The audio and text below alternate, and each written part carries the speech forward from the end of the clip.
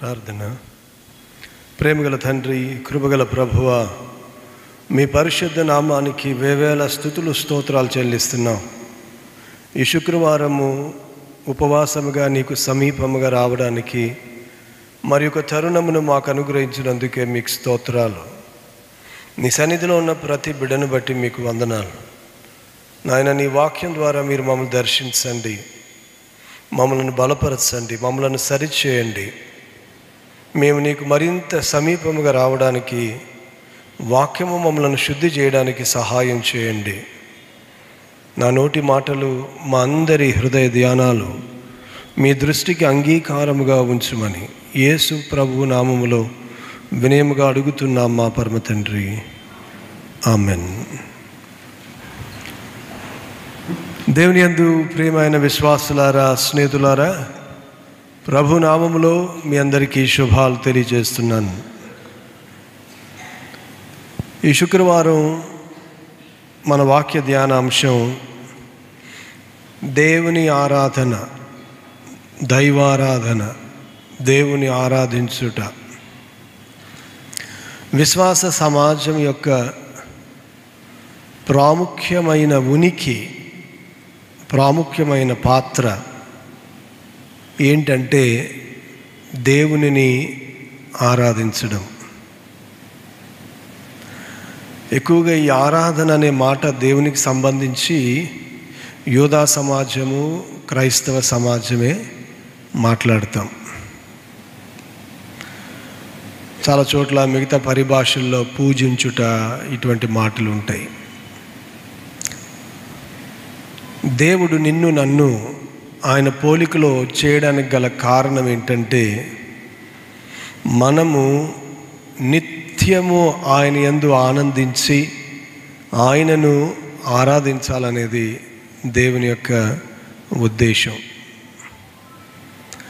కాబట్టి దేవుడు నీ నుండి, నా నుండి ఆయన మొదటిగా కోరుకునేది ఏంటంటే ఆరాధన. ఇంకంతకు మించి ఏమీ కాదు. అందుకని దేవుడు తన్ను తాను మోషేకి ప్రత్యక్షపరుచుకున్నప్పుడు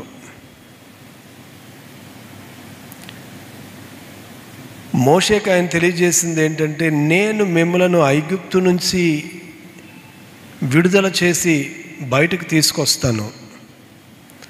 మీరు మొదట చేసే పని ఏంటంటే, ఆయన అంటాడు, ఈ పర్వతం మీద మీరు నన్ను సేవిస్తారు, లేక మీరు నన్ను ఆరాధిస్తారు అని ఆయన చెప్పాడు. నిర్గమకాండం 3వ అధ్యాయం 12వ వచనం,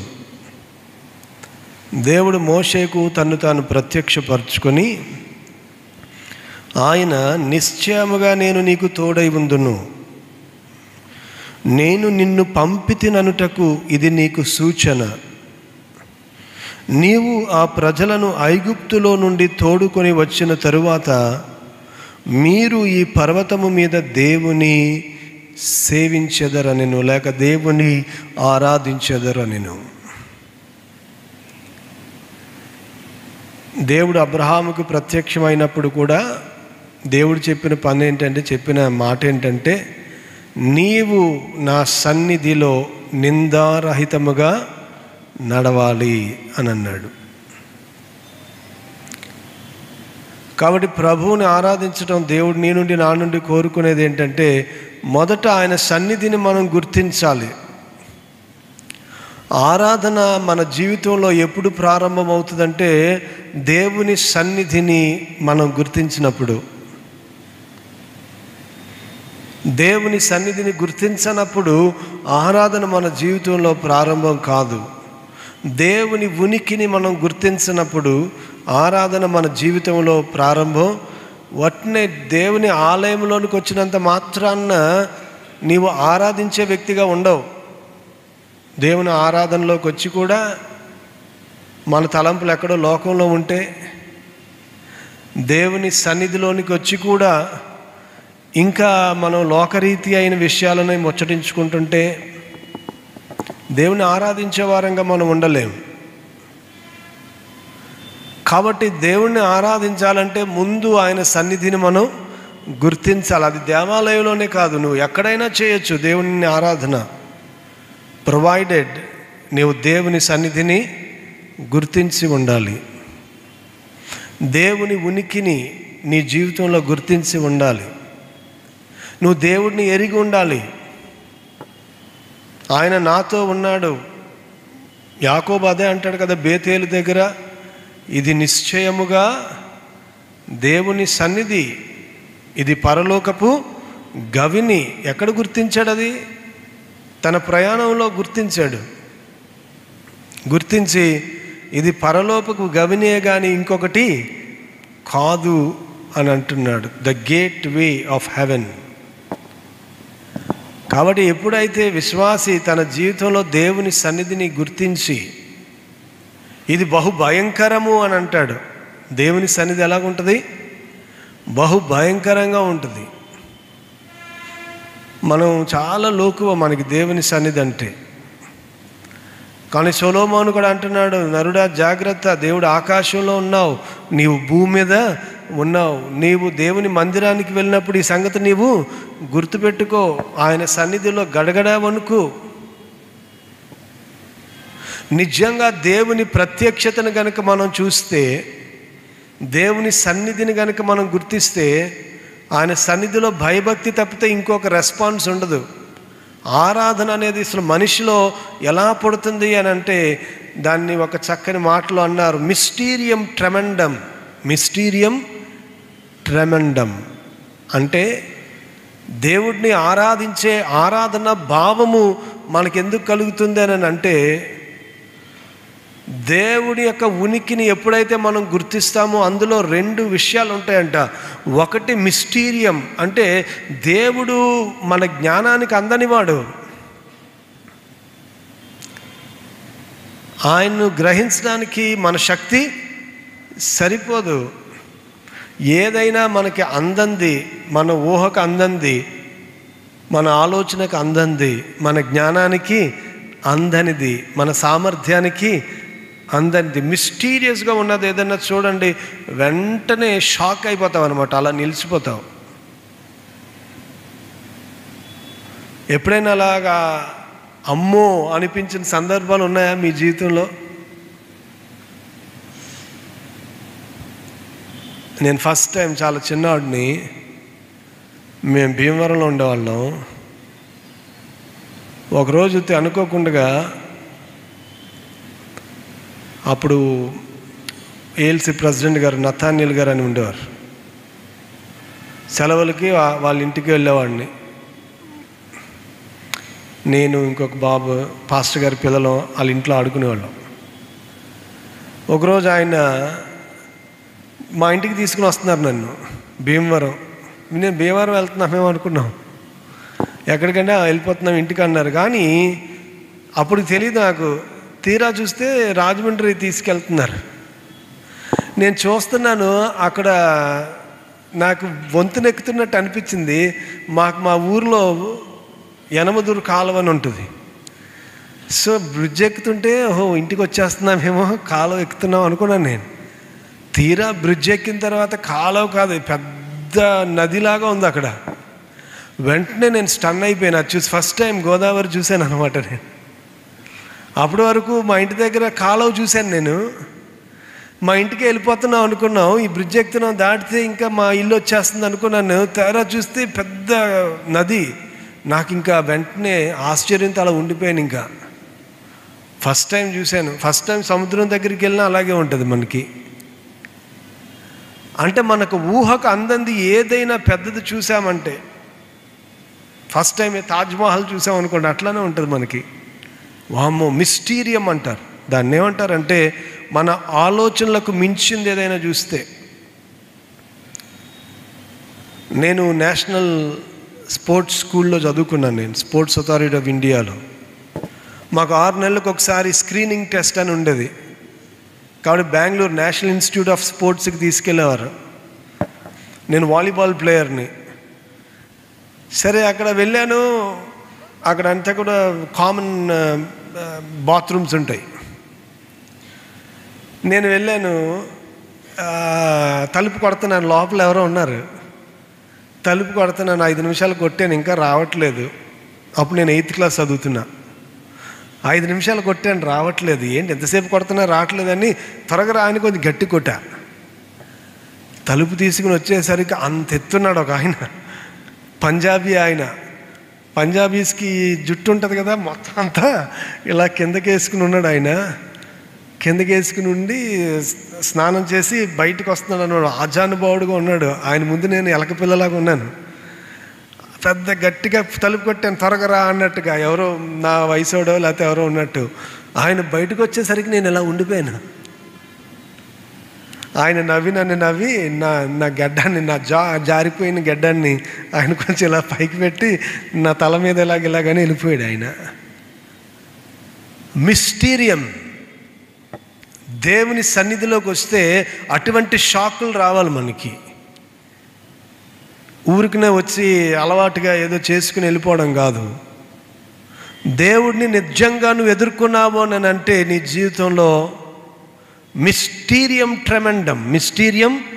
ట్రెమెండం. దేవుని యొక్క ఉనికి ఎంత గొప్పదో, దేవుని యొక్క ఔన్నత్యం ఎంత గొప్పదో తెలిస్తే ఆ భావములో నుంచి, ఆ భయము, ఆ భక్తి, ఆ భావము, ఆ ఎరుకలో నుంచి వచ్చే భావము ఆరాధన. నిజంగా దేవుని సన్నిధికి వస్తున్నప్పుడు అటువంటి అనుభవంలోనికి మనం నడిపించబడుతున్నామా? యెషయా కూడా అదే అంటాడు కదా, అత్యున్నతమైన సింహాసనము మీద నా ప్రభువు ఆసీనుడై ఉండగా నేను చూచాను. ఎప్పుడైతే ఆయన యొక్క ప్రభావం ఎలాగుందంటేనంట, ఆయన మహిమ దేవాలయము అంతా నిండుగా, ఆయన చొక్కాయి అంచులు అంటాడు. ఎందుకంటే దేవుడు మహిమను వస్త్రంగా ధరించాడు. దేవుడు మహిమను వస్త్రంగా ధరించాడు. కాబట్టి ఆ వెలుగు మహిమ వస్త్రము, ఆయన చొక్కాయి అంటే ఆయన మహిమ. దేవుడు తొడుక్కునే చొక్కాయి అంటే ఏంటి? ఆయన మహిమ దేవాలయం అంతా నిండుకుంది. అందుకనే రక్తస్రావము కలిగిన స్త్రీ యేసయ్య యొక్క అంగీ యొక్క అంచును పట్టుకుంటే స్వస్థపడిందంటే, యేసయ్య రిక్తునిగా వచ్చినప్పుడు మహిమను వస్త్రముగా ధరించకుండా వచ్చాడు. ఆయన రిక్తుడిగా వచ్చాడు. అయినా ఆయన భౌతికమైన వస్త్రం పట్టుకున్నా కానీ ఆయన మహిమ వస్త్రాన్ని పట్టుకున్నట్టుగా స్వస్థత కలిగింది అనేది ఆలోచన అన్నమాట. అక్కడ the fringe of his garment actually which is the garment which is his glory. కాబట్టి నిజంగా దేవుని ప్రభావాన్ని తాకిన అనుభవం ఉంటే అప్పటికప్పటికి మనకి ఏం గుర్తొస్తుంది అని అంటే, మన క్రీచర్లీనెస్ గుర్తొస్తుంది. అయ్యో మనం ఏ పాటి వారం, అయ్యో నేను అపవిత్రుడను, అపవిత్రమైన పెదవులు కలిగిన వాడును, అపవిత్రమైన మనుషుల దగ్గర నేను ఉన్నాను, నీవు పరిశుద్ధుడివి. ఆరాధన అనేది అటువంటి భావములో నుంచి రావాలి. దేవుని సన్నిధిలో నిజంగా మనం ఆయనను ఆరాధన చేస్తున్నామని అంటే మనకేం గుర్తుకు రావాలని అంటే, మన ఊహకు మించిన దేవుని యొక్క ఔన్నత్యము, ఆయన మహిమ, అది కొంచెం మనకు రుచి చూసి మనం వెంటనే మనం ఇంతలో ఉండి అంతలో కనిపించని ఆవిరి వంటి వారు. మనం ఉప్పొంగడానికి మన దగ్గర ఎటువంటి కారణం లేదు. అందుకనే దైవజనుడు మోషే ఆయన ప్రార్థనలో చెప్తాడు, హీ రిమెంబర్స్ హిస్ క్రీచర్లీనెస్.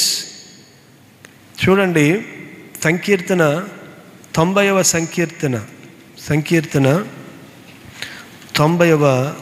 సంకీర్తన, ప్రభువా తరతరముల నుండి మాకు నివాస స్థలము నీవే, పర్వతములు పుట్టక మునుపు, భూమిని లోకమును నీవు పుట్టింపక మునుపు, యుగయుగములు నీవే దేవుడువు. నీవు మనుషులను మంటికి మార్చుచున్నావు, నరులారా తిరిగి రండని నీవు సెలవిచ్చుచున్నావు.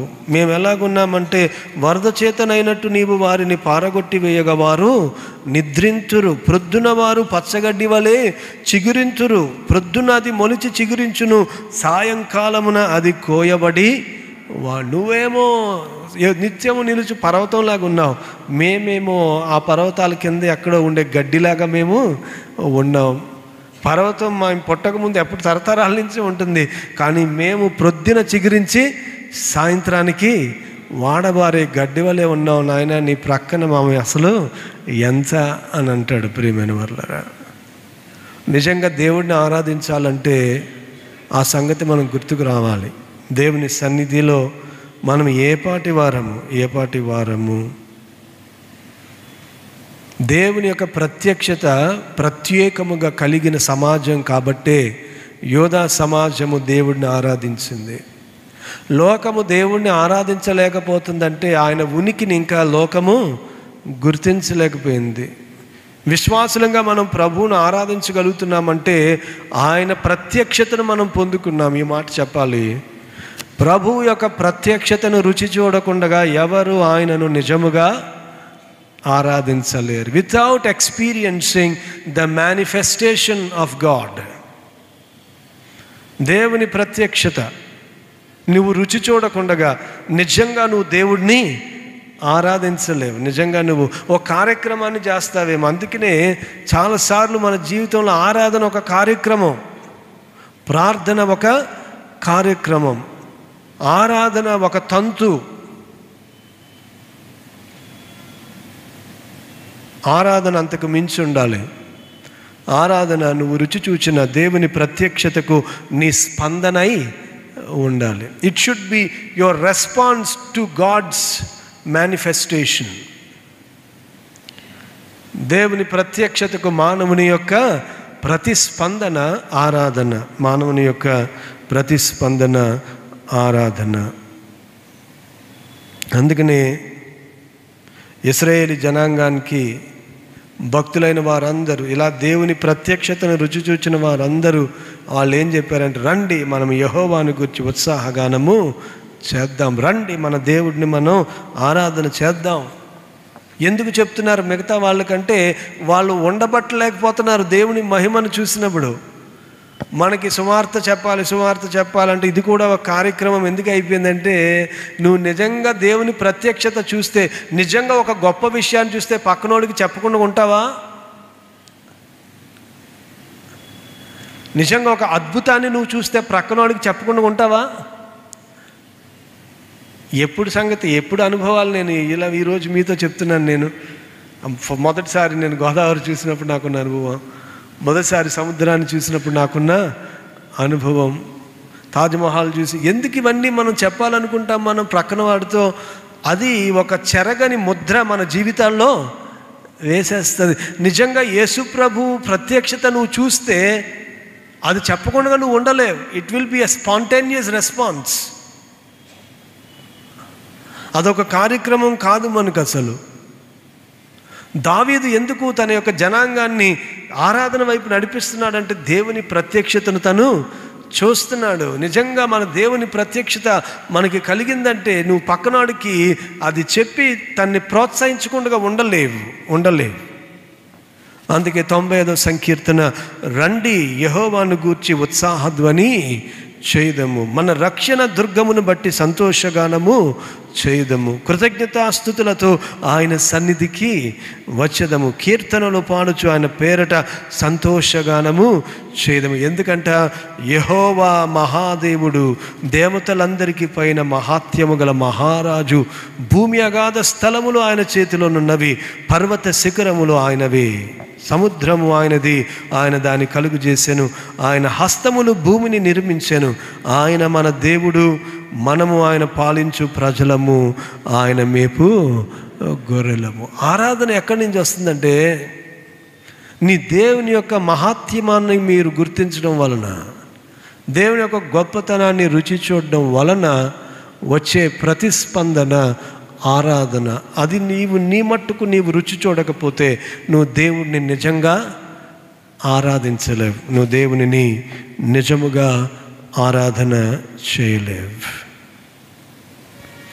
కాబట్టి మిస్టీరియం ట్రెమండం, దేవుని సన్నిధికి ఆయన ఆరాధించడానికి వస్తున్నప్పుడు ఒకవేళ నువ్వు ఆరాధన చేయలేకపోతుంటే, పక్కనో లేదు నిలబడ్డారని నిలబడటం, కూర్చున్నారని కూర్చోవడం, మనందరికీ వచ్చిన ఆరాధన క్రమం ఉంది కాబట్టి దాన్ని పాడడం. నిజంగా దేవుని సన్నిధిలో నువ్వు ఉన్నప్పుడు దేవునితో నీకంటూ ఉన్న వ్యక్తిగతమైన సంబంధాన్ని గనక నీవు అక్కడ మననం చేసుకోలేకపోతుంటే, if you feel that God you haven't yet seen God's glory, ఇంకా నీవు దేవుని మహిమను నీ మట్టుకు నువ్వు చూచిన అనుభవం నీకు లేకపోతే దయచేసి ప్రార్థన చేయండి. నాయనా, నేను నిన్ను ఆరాధించలేకపోతున్నాను. ఊరికి నా ఆరాధన చేయకండి. నాన్న, I'm not able to worship you. నిజముగా నిన్ను ఆరాధించలేకపోతున్నాను. నీ మహిమను నాకు చూపించు. మోషే అడిగాడు, నువ్వు నేను అడగడం తప్పే ఉంది. అంత పర్వతం మీద దేవుని యొక్క ప్రత్యక్షతను చూసిన, ఆ మండుచున్న అగ్ని పొదలో దేవుని యొక్క ప్రత్యక్షను చూసిన మోషే, 3వ అధ్యాయంలో ప్రత్యక్షత చూసిన మోషే 33వ అధ్యాయం దగ్గరికి వచ్చేసరికి మరలా దేవుడిని అడుగుతున్నాడు, ఎంతకాలం నాయన, మరలా నాలో ఏదో సన్నగిల్లిపోయినట్టుంది, మరలా నీ మహిమను నాకు చూపించు. Show me your glory. నీ మార్గాన్ని నాకు తెలియచేయి అని అడుగుతున్నాడు. ఒకవేళ నువ్వు నిజంగా దేవుని ఆరాధించలేకపోతుంటే, రోజు రోజుకి దేవుని పట్ల నీ ప్రేమ సన్నగిల్లిపోతుంటే దేవుని అడుగు. అప్పుడు దేవుడు అన్నాడు, ముఖాముఖిగా నువ్వు నన్ను చూడలేవు, కానీ నేను ఆ బండ సందులో దాక్కొని నా మహిమను నీకు చూపిస్తాను. ఎంత ప్రేమ దేవుంది! ఆయన మహిమను తగ్గించుకొని ఆయన తన్ను తాను నీకు నాకు, నా మహిమ చూడలేవులే, అటువంటి ఆశలేం పెట్టుకోకు అన్నాడు దేవుడు. నువ్వు ఎంత మహిమను తట్టుకోగలవో అంతకు తన్ను తాను కుదించేసుకొని తన్ను తాను ప్రత్యక్షపరుచుకుంటాడు. ఎందుకంటే నువ్వు ఆయన ఆరాధించాలనుకుంటున్నావు, ఆయన్ని వెంబడించాలనుకుంటున్నావు, ఆయన్ని సేవించాలనుకుంటున్నావు, ఆయన్ని ప్రేమించాలనుకుంటున్నావు.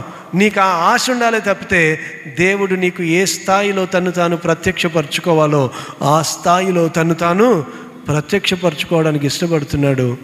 ఆ అనుబంధం నీకుంటే next time when you come to church నువ్వు నిజంగా దేవుడిని ఆరాధిస్తావు. ఎందుకంటే అందరూ చెప్పిన దానిని బట్టి కాక నా మట్టుకు నేనే ఆయనను చూచాను, ఆయన్ని ఎరిగి ఉన్నాను అనే ఆ గొప్ప నిశ్చయతతో నువ్వు ప్రభువుని మనసారా ఆరాధిస్తావు, ప్రభుని మనసారా ఆరాధన చేస్తావు. కాబట్టి ఆరాధన అంటే to know the worth of God. దేవుని యొక్క వర్త్, ఆయన ఏమై ఉన్నాడో, ఆయన గొప్పతనం ఏంటో. అందుకనే వర్షిప్ అనే మాట వర్త్షిప్లో నుంచి వచ్చింది. వర్త్షిప్ అంటే దేవుని యొక్క గొప్పతనాన్ని తెలుసుకొని దానికి స్పందించే ప్రక్రియ ఆరాధన. దేవుని యొక్క గొప్పతనాన్ని తెలుసుకొని దానికి స్పందించే ప్రక్రియ ఆరాధన. ప్రకటన గ్రంథం 4వ అధ్యాయం. ప్రకటన గ్రంథము 4వ అధ్యాయము 8వ వచనం. ఇక్కడ యోహాను పరలోకంలో ఉన్న దేవుని ఆరాధన చూస్తున్నాడు. 4:8. ఆ 4 జీవులలో ప్రతి జీవికి 6 రెక్కలుండెను, అవి చుట్టూను రెక్కల లోపటను కన్నులతో నిండి ఉన్నవి. అవి భూత వర్తమాన భవిష్యత్ కాలములలో ఉండు సర్వాధికారియు దేవుడునగు ప్రభువు పరిశుద్ధుడు పరిశుద్ధుడు పరిశుద్ధుడు అని మానక రాత్రింబగళ్ళు చెప్పుచుండురు. యెషయాకు వచ్చిన దర్శనమే వాళ్ళు ఇక్కడ అటువంటిది. అక్కడ పరిశుద్ధుడు పరిశుద్ధుడు అని ప్రతిగానములు చేస్తున్నారంట. అంటే ఒకరితో ఒకరు చెప్పుకుంటున్నారంటే ఎంత మహిమ, ఎంత మహిమ. స్పాంటేనియస్గా నువ్వు ఏదైనా గొప్ప విషయాన్ని చూస్తే వెంటనే ప్రక్కనున్నవాడు ఎంత మహిమ అని గుండెలు బాదుకుంటే వాడు కూడా చూసి ఎంత మహిమ, ఎంత మహిమ అని ప్రతిగానములు.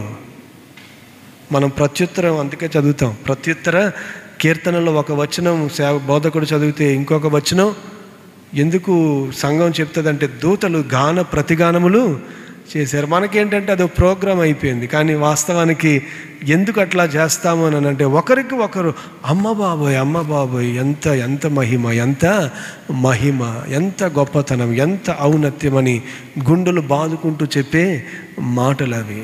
When you are in the threshold of God's presence సంఘం పాటలు పాడుతుంటే ఎట్లా ఉండాలంటే ఒకరినొకరు చూసి ఆనందిస్తూ నవ్వుతూ నిజంగా అక్కడున్న మాటలు అనుభవిస్తూ ఎంత గొప్ప కార్యం దేవుడు నా జీవితంలో చేశాడంటే, మీ జీవితంలో ఏంటండి బాబు, నా జీవితంలో దేవుడు చేసిన పని ఇంకెంత గొప్పదని ప్రభు యొక్క కార్యాలను ప్రస్తుతిస్తూ ప్రభు యొక్క అనుభవాలను నెమరు వేసుకుంటూ గాన ప్రతిగానములు చేయడం, అది నిజమైన ఆరాధన, అది నిజమైన ఆరాధన. ఆ నలుగురు జీవులు దేవుని సన్నిధిలో గాన ప్రతిగానములు చేస్తున్నారంట. ఆ 24 పెద్దలు సింహాసనమునందు 10వ వచనం చూడండి. ప్రకటన గ్రంథం 4వ అధ్యాయం 10వ వచనం. ఆ 24 పెద్దలు సింహాసనమునందు ఆసీనుడై ఉండు వాని ఎదుట సాగిలపడి యుగ యుగములు జీవించుచున్న వానికి నమస్కారము చేయొచ్చు. ప్రభువా మా దేవా, నీవు సమస్తమును సృష్టించితివి, నీ చిత్తమును బట్టి అవి ఉండెను, దానిని బట్టి సృష్టింపబడిన గనుక నీవే మహిమ ఘనత ప్రభావములు పొంద అర్హుడవని చెప్పుచు తమ కిరీటములను ఆ సింహాసనం ఎదుట వేసిరి. పెద్దలు కిరీటాలు పక్కన పెట్టారంట, మనకి చెప్పులు పక్కన పెట్టడానికి కష్టం. మన అహంకారాన్ని పక్కన పెట్టడం కష్టం, మన అహంకారాన్ని పక్కన పెట్టడం కష్టం, మన గొప్పతనాన్ని పక్కన పెట్టడం కష్టం. చాలాసార్లు ఈ చెప్పుల్ని మనం దేనితో అసోసియేట్ చేస్తామంటే, పరిశుద్ధత అంటే క్లెన్లీనెస్ అనుకుంటున్నాం. చెప్పులు మట్టి కాబట్టి చెప్పులు పక్కన పెట్టడం అంటే ఏంటంటే నీ డిగ్నిటీని ప్రక్కన పెట్టడం, నీ ఇండివిజువాలిటీని ప్రక్కన పెట్టడం. ఇది ఇంకా మనకు అర్థం కావాలి అని అంటే, పూర్వం ఈ దళితుల్ని అగ్రవర్ణాలు అనబడిన వారు గొప్పగా చూసినప్పుడు వాళ్ళ ముందు పైన చొక్కా వేసుకుంటే చిన్నతనం, ఎరా నీ అప్పుడే చొక్కా వేసుకునేంత లేదు, చెప్పులు వేసుకుని నడిస్తే ఎరా మా దగ్గరికి వచ్చేసరికి వెంటనే చెప్పులు తీసి వెళ్ళాలన్నమాట. అంటే ఏంటంటే నీకంటూ ఒక వ్యక్తిత్వం లేదు. అరే మనుషులే అలా ప్రవర్తిస్తే దేవుని సన్నిధిలో మనం ఉన్నాం. చెప్పులు ప్రక్కన పెట్టడం అంటే ఏంటి అని అంటే నీ అహంకారాన్ని పక్కన పెట్టడం, నీ ఉనికిని కోల్పోవడానికి ఇష్టపడడం, నీ ఉనికిని కోల్పోవడానికి. సాధారణంగా దేవునికి చెందవలసిన మహిమ మనుషులు తీసుకుంటున్నారు, వారికంటే బలహీనుల దగ్గర నుంచి అది తీసుకుంటున్నారు. కానీ నిజంగా మనము మన చెప్పులు విప్పాల్సిన పరిస్థితి అంటూ వస్తే ఎవరి ఎదుట విప్పాలంటే మనం ఆయన ఎదుట మన చెప్పులు మాత్రమే కాదు, మన కిరీటములను కూడా ప్రక్కన తీసిపెట్టాలి. నీ పొజిషన్, నీ పొసెషన్, నీ ఇన్ఫ్లుయెన్స్, నీ ఎఫ్లుయెన్స్ మొత్తము ఆయన పక్కన పెట్టి ఆయన ఏమై ఉన్నాడో అందుకొరకు ఆయనను గుర్తించి ఆయన ప్రత్యక్షతను బట్టి ఆయనను మనము ఆరాధన చేయాలి, ఆయనను మనం ఆరాధన చేయాలి. ప్రకటన గ్రంథం 5వ అధ్యాయం 12వ వచనం, 12-13 వచనాలు. ఎందుకు ప్రభువుని యేసయ్యను మనం ఆరాధన చేస్తున్నాం?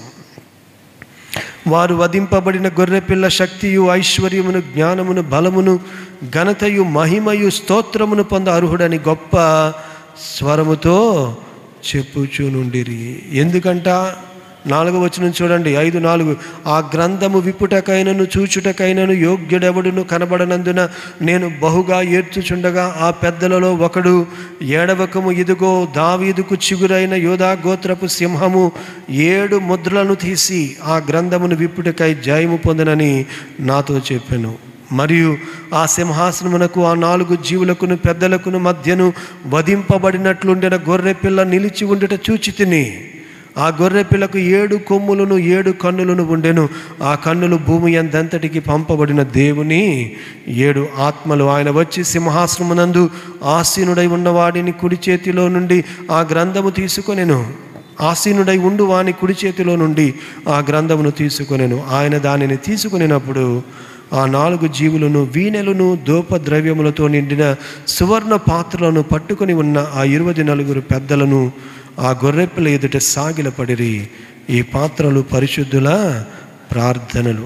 ఆ పెద్దలు, నీవు ఆ గ్రంథమును తీసుకొని దాని ముద్రలను విప్పుటకు యోగ్యుడవు, నీవు వధింపబడిన వాడవై నీ రక్తమిచ్చి ప్రతి వంశములోనూ ఆయా భాషలు మాట్లాడే వారిలోనూ ప్రతి ప్రజతోనూ ప్రతి జనములోను దేవుని కొరకు మనుషులను కొని మా దేవునికి వారిని ఒక రాజ్యముగాను యాజకులుగాను చేసితివి గనుక వారు భూలోకమందు ఏలుదురని క్రొత్త పాట పాడుదురు. నీ రక్తముతో వారిని కొన్నావు కాబట్టి నీవు మాత్రమే ఆరాధనకు అర్హుడివి.